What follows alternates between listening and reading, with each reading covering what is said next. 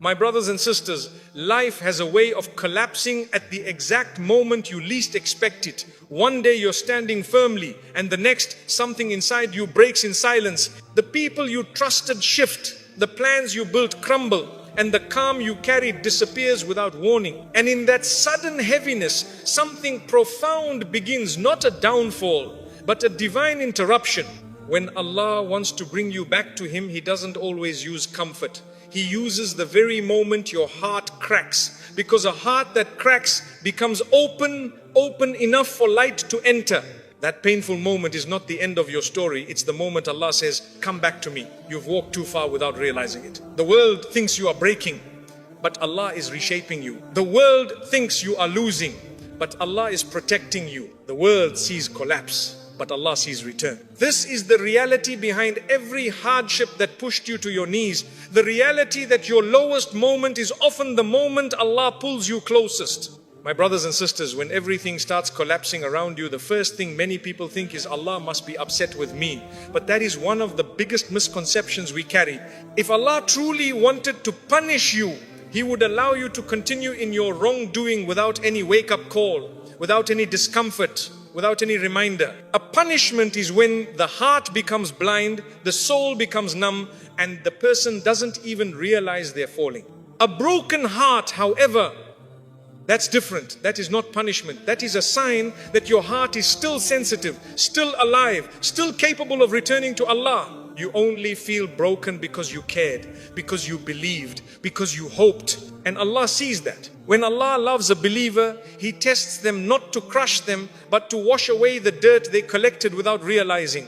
Sometimes He removes people you depended on. Sometimes He takes away opportunities you thought were perfect. Sometimes He closes doors you were desperate to walk through. You might think, why is everything being taken from me? But in reality, Allah is emptying your hands so He can replace what was harmful with what is better, purer, and more deserving. And I promise you, there will come a day, maybe months later, maybe years, when you look back and say, Subhanallah, I didn't understand it then, but Allah saved me. You will realize you were begging Him for something that would have broken you far worse. You were crying over what Allah was actually protecting you from. So don't think your breakdown is the end. Most of the time, it's the beginning of healing, the beginning of growth, the beginning of your return to Allah in a much stronger way. One of the hardest truths to accept is this. Sometimes the pain you are feeling has nothing to do with what you lost and everything to do with what you were holding onto too tightly. We don't realize how attached we become to people, habits, relationships, lifestyles, or even expectations. We start giving these things the space in our hearts that only Allah deserves. And when something else takes the place of Allah in your heart, it becomes a source of pain. Not because Allah wants to hurt you, but because He refuses to let you worship something that can never give you peace. When Allah loves you, He removes anything that is slowly pulling you away from Him. Sometimes that means a friendship that became toxic, but you didn't have the courage to leave. Sometimes it means a relationship you prayed for, but Allah knew it would destroy your deen. Sometimes it's a job, a plan, a dream that was leading you into arrogance, sin, or heedlessness. You thought you needed it. You convinced yourself you couldn't survive without it. And then Allah took it away. Why? Because if He didn't, you would have lost something far more precious. Your connection with Him. Attachment blinds a person.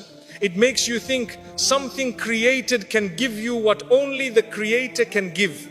Peace, security, happiness, stability. When Allah sees you relying too much on people, He begins to show you their flaws. He makes their comfort temporary. He makes their loyalty unstable.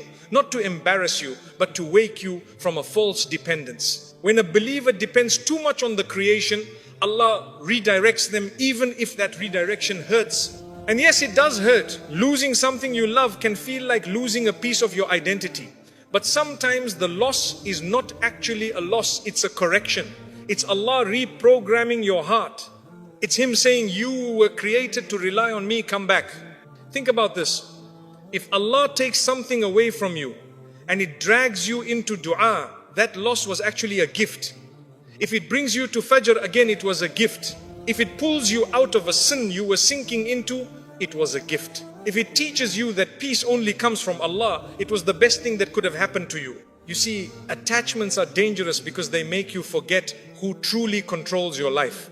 People are temporary, feelings are temporary, situations are temporary, but Allah is everlasting, and He wants you to build your life on a foundation that cannot collapse. So when Allah breaks an attachment, He is not being harsh, He is being merciful. He is rescuing you from heartbreaks you don't see yet, from mistakes you would have made later, from paths that would have cost you your dignity and your peace. Let the loss teach you something. The more you cling to Allah, the less you suffer when the world shifts beneath your feet. Because if Allah becomes your anchor, nothing can truly take you down. My brothers and sisters, one of the greatest misunderstandings people have is about the purpose of hardship. When life becomes unbearable, when your heart is heavy, when everything that used to feel easy suddenly becomes difficult, many people begin to think, why is Allah doing this to me? Why is He tightening everything at the same time? But they don't realize that sometimes Allah allows the difficulty for one powerful reason. So you will speak to Him again sincerely, honestly, and with a heart awake. You see, when life is smooth, when the days pass comfortably, when you're surrounded by people and opportunities and distractions, your dua becomes weak, your salah becomes rushed, your dhikr becomes automatic. You still worship, but the heart is not present. You pray because it's time to pray, not because your soul is hungry for it. You raise your hands in dua, but your mind is somewhere else. Your relationship with Allah becomes functional, not intimate. And Allah loves you too much to let you drift like that. So what does He do? He shakes your life a little. Sometimes He shakes it a lot. He allows a hardship to land, not to break you, but to wake you. Think about this. When something hurts you deeply, suddenly your dua becomes real. You're not repeating memorized words. You're not rushing to get it done. You're not making dua casually. That pain pulls sincerity out of you. Sincerity you didn't even know you had. Tears you haven't shed in years come out. Words you never said before suddenly flow effortlessly. The ego that once stood tall becomes quiet. The heart that was becoming hard becomes soft again. This is why some of your most powerful, life-changing du'as happen during your darkest moments. Allah knows exactly which pressure points to touch to bring you back to Him. He knows what your heart needs. He knows what will humble you. He knows what will make you surrender. He knows what will force you to drop all the illusions of control and whisper, Ya Allah, I need you. And He loves that moment from you. My brothers and sisters, Allah does not need your worship. He does not benefit from your dua. He does not gain anything when you stand for salah. You are the one who needs Him. You are the one who becomes whole again when you turn to Him. You are the one who finds peace when you speak to Him. Allah wants your dua not because He needs it, but because you need it. But human beings are forgetful. When everything is going well, they forget Him. When the heart is comfortable, they drift. When the world is giving, they feel independent. So Allah, out of mercy, not anger, sends a hardship that pushes you back into His remembrance. Some people think hardship pulls them away from Allah, but the truth is the opposite. Hardship is often what pulls you closest. There are moments in your life when people walk away, when problems multiply, when you feel cornered with no options left. And you might think, why did everyone leave? Why is nothing working? Why is every path blocked? But that's precisely the point. When Allah takes away all the shortcuts, all the distractions, all the crutches you used to lean on, He is positioning you to rely on Him alone. Because sometimes you need to lose everyone to realize who has always been with you. When you finally drop to the ground in sujood, crying in a way you didn't cry before, asking Allah for things you never thought you would ask for, that moment is more beloved to Allah than the years of worship you performed without heart. Remember this, a single tear shed in sincere dua during hardship is worth more to Allah than 1,000 empty words during ease. And that is why hardships are not always signs of divine displeasure. Often they are signs of divine attention. They are signs that Allah is actively guiding you, actively prioritizing you, actively shaping you into someone stronger and more connected. Look at the prophets, all of them.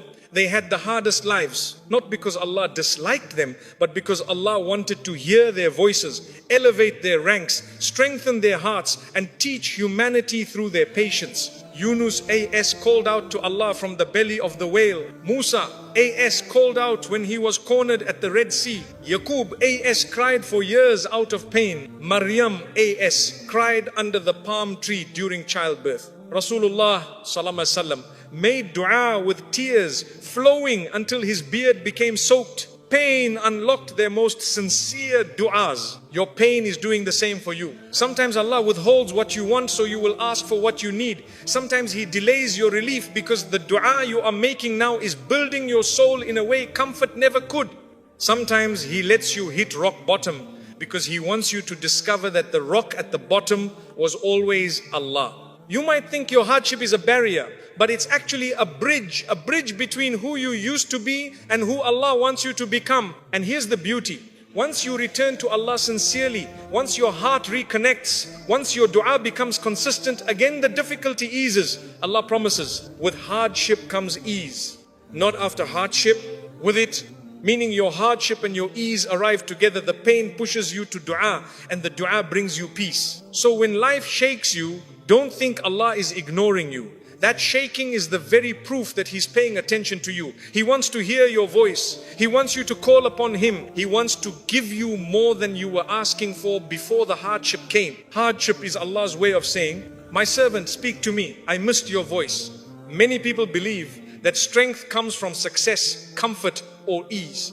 But that's a misunderstanding. If you study the life of every great believer, every person who rose with wisdom, patience, and deep faith, you will see one pattern.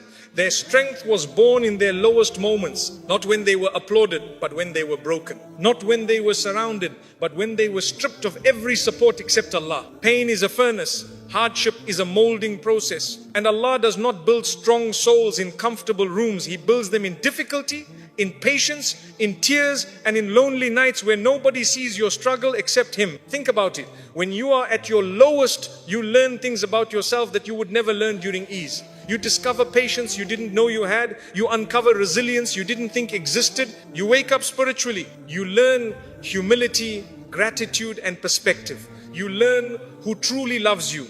You learn who you were only tolerating. You learn what matters and what doesn't. You learn that the dunya is not worth placing before your akhirah. These lessons don't come in moments of comfort, they come in moments of collapse. Allah allows you to hit low points because those points refine you. They strip away arrogance. They expose your weaknesses. They make you aware of sins you ignored. They force you to rethink your priorities. They show you how fragile this dunya is.